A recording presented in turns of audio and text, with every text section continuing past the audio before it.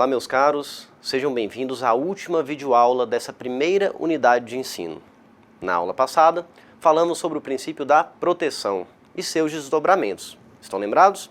Falamos que há autores, a exemplo do professor Sérgio Pinto Martins, que subdivide o princípio da proteção em 3 subprincípios, quais sejam: princípio do indúbio pro operário, o da aplicação da norma mais favorável ao trabalhador e o da condição mais benéfica ao trabalhador.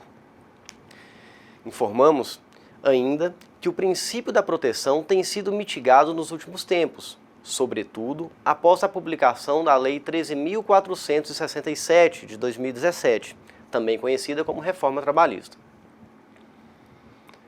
Pois bem, dando continuidade ao estudo dos princípios do direito do trabalho, passaremos agora à análise do princípio da irrenunciabilidade de direitos. Lousa. O princípio da irrenunciabilidade de direitos, como o próprio nome diz, nos ensina que, no âmbito do direito do trabalho, o empregador não pode renunciar, não pode abrir mão de seus direitos, pelo menos como regra. Lembrem-se que no direito do trabalho nós sempre temos exceções. De forma bem simples, como regra, o empregado não pode renunciar aos seus direitos.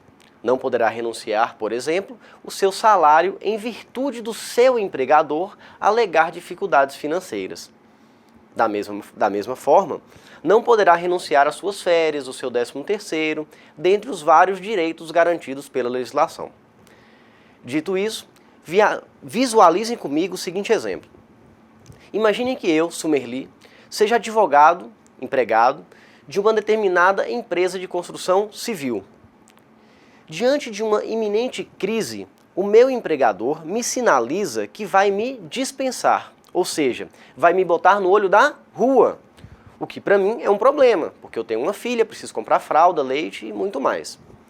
Eu, extremamente preocupado em perder o emprego, digo a ele que renuncio às minhas férias e ao meu 13º salário. Tudo isso para não perder o meu emprego. Assino um documento de renúncia, reconheço firma em cartório e entrego para o meu empregador. Pergunto aos senhores, isso é válido? Isso é legal? Está de acordo com a legislação? Vejam, meus caros, eu disse que, por regra, o empregado não pode renunciar aos seus direitos. Portanto, esse documento de renúncia é totalmente nulo, não tem validade alguma. E aí, os senhores podem estar se perguntando, mas Sumerli, você assinou um documento, reconheceu firma, fez um acordo com seu patrão e agora você me diz que não tem validade? Pode isso, Arnaldo? Sim, é isso mesmo que eu estou falando. Por regra, você, trabalhador, empregado, não pode renunciar aos seus direitos. E isso acontece com o intuito de proteger o empregado em virtude da supremacia, da superioridade econômica do empregador. Voltem ao slide e vejam o que diz o artigo 9º da CLT. Serão nulos de pleno direito os atos praticados com o objetivo de desvirtuar, impedir ou fraudar a aplicação dos preceitos contidos na presente consolidação. Aquele documento de renúncia do 13º e das férias, portanto, não tem validade alguma, tendo em vista que ele busca fraudar o princípio da irrenunciabilidade de direitos. Ok? Mas, como eu disse, para toda regra temos exceções. Vejam uma das exceções desse princípio. É permitida a renúncia de direitos, desde que essa renúncia se dê por meio da convenção coletiva de trabalho. Isso ocorre para evitar situações de demissão em massa, permitindo a continuidade da atividade empresarial.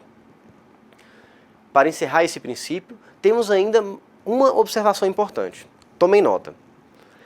É permitido que o trabalhador transija, faça acordos com concessões recíprocas, desde que isso se dê em juízo, na Justiça do Trabalho.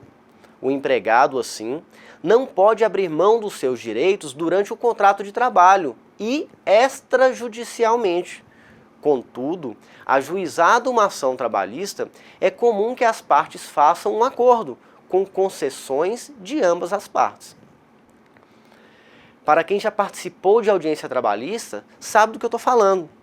O início da audiência é marcado por uma tentativa de conciliação, oportunidade em que tanto o empregado quanto o empregador podem abrir mão de certos direitos. Ok? Próximo slide. Lousa. Princípio da continuidade da relação de emprego. De acordo com esse princípio, no âmbito do direito do trabalho, presume-se que os contratos tenham sido pactuados por prazo indeterminado. Alguém sabe o motivo? Por que no direito do trabalho os contratos presumem-se por prazo indeterminado? O fundamento é bem simples. O ser humano precisa continuamente do trabalho para sobreviver, até mesmo para fins alimentares. Outra observação quanto ao princípio da continuidade. Se eu afirmo que a regra é que os contratos trabalhistas, os contratos de emprego, sejam por prazo indeterminado, a contrário senso, eu estou afirmando que a exceção é que tenhamos contratos por prazo determinado. Em outras palavras, somente admitimos contratos trabalhistas por prazo certo, por prazo determinado, nas hipóteses expressamente previstas na lei. Exemplo de contrato por prazo determinado é o contrato de experiência. Voltaremos a esse assunto quando falarmos de contrato de trabalho. Por fim, o último, mas não menos importante princípio que iremos comentar é o princípio da primazia da realidade. Lousa. De acordo com a primazia da realidade, para o direito do trabalho, os fatos sempre serão mais importantes do que os ajustes formais. Ou seja, deve prevalecer o que realmente aconteceu. Se a realidade é o mais importante, nós podemos dizer que os fatos reais valem mais do que os documentos que porventura existam. Exemplo: empregador que obriga o empregado a preencher a folha de ponto sempre com o mesmo horário, sendo que ele trabalha tempo superior ao previsto neste documento, a folha de ponto. Isso tem validade? O empregado tem direito à hora extra? O que prevalece? O documento ou o que realmente aconteceu? Prevalece, de acordo com a linha de raciocínio aqui desenvolvida, os fatos reais. Logo, no exemplo, poderá o empregado pleitear na Justiça do Trabalho as devidas horas extras, tentando desconstituir, buscar a nulidade do documento, que são as folhas de ponto. Aqui, cabe reafirmar o que já citamos no artigo 9º da CLT, em slide anterior, que diz o seguinte: serão nulos de pleno direito os atos praticados com o objetivo de desvirtuar, impedir ou fraudar a aplicação da CLT. Bom, com isso, encerramos a análise dos princípios do direito do trabalho. E como ainda temos alguns minutos, vamos testar nosso aprendizado com duas questões extraídas de concursos federais para provimento de cargos de analista, ou seja, concursos de nível superior. Eu já disse aos senhores que, embora não seja o nosso objetivo, diversos dos conteúdos apresentados podem ser úteis para provas de concursos públicos. Ok? Lousa. Embora seja uma questão de 2009, ele se aplica perfeitamente ao caso. Vamos à questão. No direito do trabalho, aplica-se o princípio da primazia da realidade, que concede aos fatos um valor maior do que os documentos. Vamos comigo, prestem atenção. No direito do trabalho, aplica-se o princípio da primazia da realidade, que concede aos fatos um valor maior do que os documentos. Certo ou errado? É claro que está certo. A primazia da realidade, meus caros, diz exatamente isso. Fatos podem valer mais do que os documentos. Prevalece o que realmente aconteceu. Mais uma questão, Lousa. Vamos à questão. Os contratos por prazo determinado, bem como o contrato de trabalho temporário, são exceções ao princípio da continuidade da relação de emprego. Novamente comigo.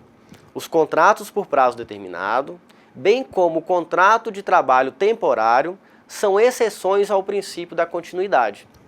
Certo ou errado? Está Errado? Não. Está certo, senhores. Né?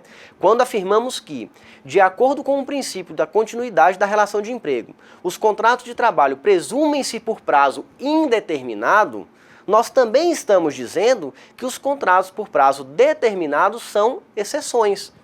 Os contratos por prazo determinado somente se admitem naquelas hipóteses expressamente previstas na legislação. Estão vendo como é simples? Basta ter paciência, prestar atenção nas aulas e fazer a devida revisão bibliográfica em casa. Senhores, hoje encerramos a nossa primeira unidade de ensino. Espero que estejam gostando das aulas.